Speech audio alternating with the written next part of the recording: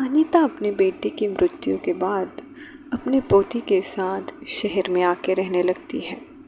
शहर में आने के बाद वो आसपास के लोगों से बातचीत करना शुरू कर देती है। उसे शहर में पड़े गंदगी का बहुत ही तिटकारा आता है। वो हर तरह से लोगों को गाली गलौज करती रहती थी।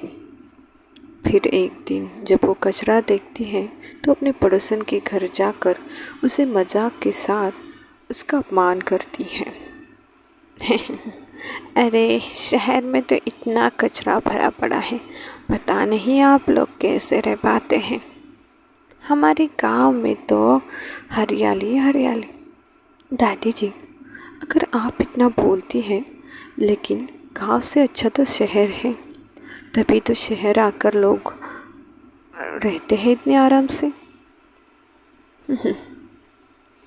अरे वैसी बात नहीं है, शहर तो लोग सिर्फ पैसे कमाने के लिए आते हैं, वरना यहाँ आकर कौन रहना चाहेगा, वो भी गांव छोड़कर, इतनी हरियाली और आराम छोड़कर। फिर एक दिन जब वो आते जाते लोगों से बस ताना मारती रहती थी।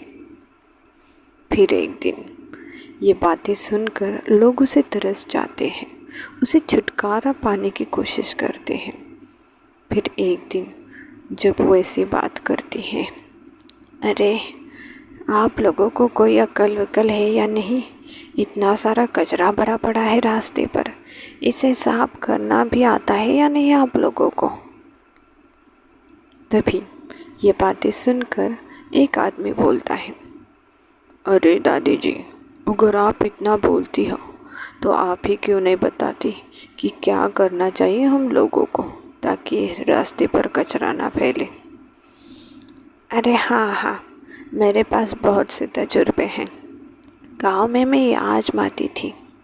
अगर इसे रास्ते पर कचरा नहीं फैलना चाहिए तो इसके लिए हमें एक जाली रखनी चाहिए नालियों पर, ताकि कचरा वहाँ अटक जाए और तेज बहाव के पानी के साथ छोटा मोटा कचरा आगे चला जाए, ताकि बाद में लोगों को परेशानी भी ना हो जाए। दादी की ये बातें सुनकर आसपास के लोग हैरान रह जाते हैं।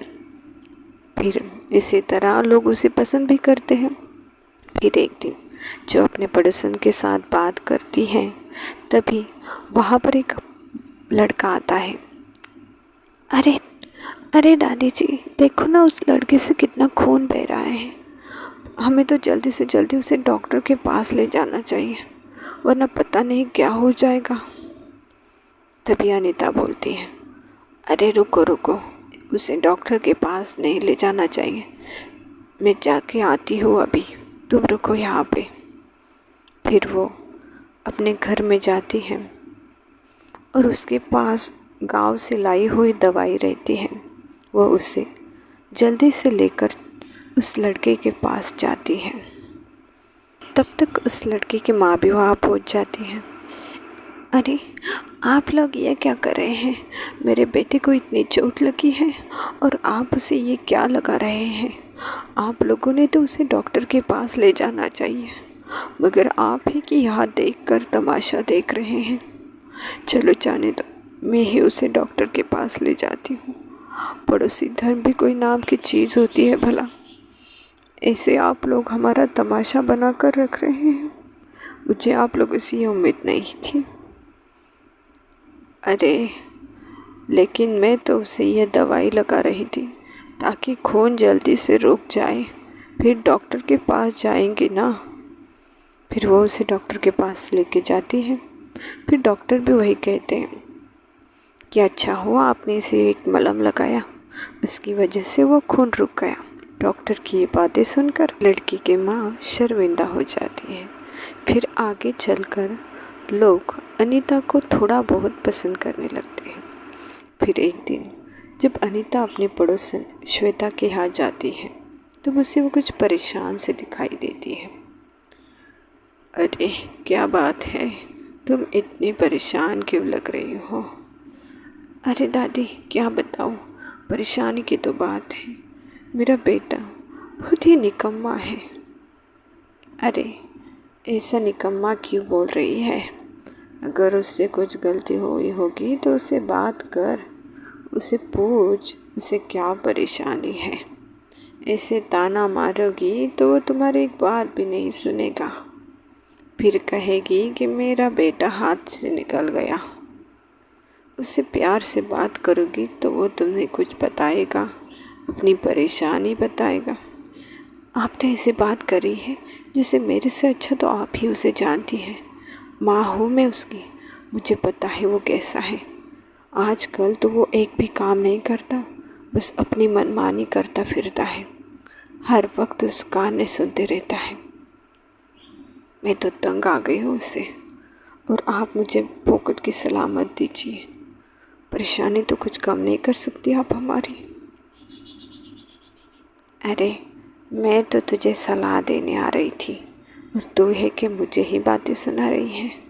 अगर नहीं मानी है तो ठीक है, खुद ही सॉल्व कर ले अपनी परेशानी। मैं तो तुम्हें अच्छी तरह से समझाना चाहती थी। चलो खुश रहो अपने घर में, जाती हूँ मैं। और वो चली जाती है।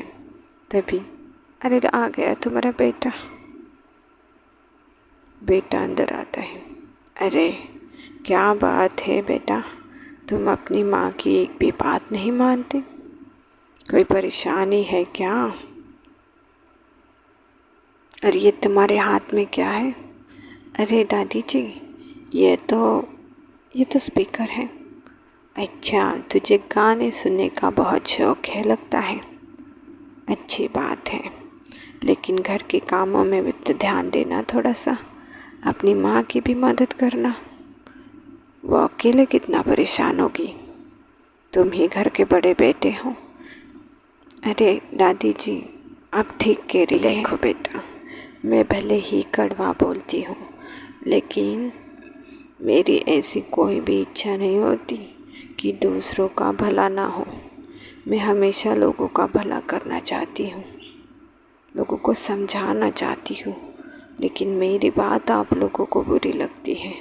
अब मैं क्या करूँ, मेरा स्वभाव ही ऐसा है। अनीता की ये बातें सुनकर पड़ोसन की आँख भर आती है। जो बेटे को वो कई सालों से सुधर नहीं पा रही थी, उसे आज दादी के एक शब्दों ने सुधार दिया था। फिर आगे चलकर लोग उसे पसंद करने लगते हैं। जब एक दिन अनीता अपने पड़ोसन श्वेता के यहाँ फंक्शन में जाती है, तभी अरे देखो देखो अनीता दादी आ गई है। आइए दादी आइए, हम तो आपकी राह देख रहे थे। आपसे अच्छा तो कोई सलाह नहीं दे सकता हमें, और इस फंक्शन में आपकी ही ज़रूरत थी हमें। अरे हाँ हाँ दादी जी, हम भी आपकी राह देख रहे थे। मैं तो कब से आपका इंतज़ार कर रही थी, आपकी बात इस फंक्शन में काम आएगी। अरे हाँ हाँ, ऐसे अचानक से मुझ पर प्यार क्यों आ गया? कल तक तो आप में से कोई मुझे पसंद नहीं करता था, फिर आज अचानक से क्यों? कोई काम है क्या मुझसे? अरे दादी जी ऐसी बात नहीं है, आपके विचार जानकर हमारा स्वभाव ही बदल गया। अरे हाँ हाँ, मैं कड़वा ज़रूर बोलती हूँ, लेकिन मेरे नुस्खे, मेरी बातें सबको असर करती है। गांव में हम ऐसी ही बातें किया करते थे ताकि लोगों का भला हो सके और लोगों से भी कुछ सीख सकते थे। यहाँ शहर में लोग तो इतने बिजी हो जाते हैं कि एक दूसरे से बात करने का तो उन्हें टाइम ही नहीं रहता।